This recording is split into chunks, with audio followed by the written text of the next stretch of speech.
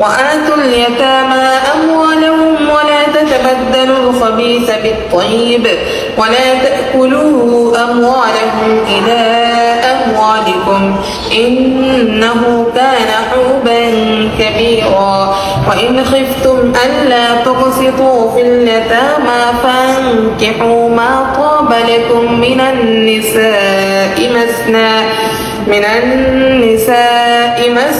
وثلاث ورباع فإن خفتم ألا تعدلوا فواحدة أو ما ملكت أيمانكم ذلك أدنى ألا تعولوا সবচাইতে পছন্দের আয়াত এটা আল্লাহ তাআলা কি বলছে যদি এতিম মেয়েদের মাঝে যদি সমতা রক্ষা না করতে পারে তাহলে 2 অথবা 3 অথবা 4টা পর্যন্ত আর কি বিয়ে করতে পারবে। এটাই তো ছেলেদের সবচাইতে বেশি পছন্দের আয়াত, কিন্তু তারপরে যেটা বলছে সেটা আর তারা শুনবে না।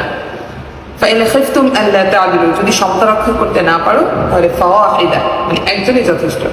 এটা তাদের মাথায় থাকে না।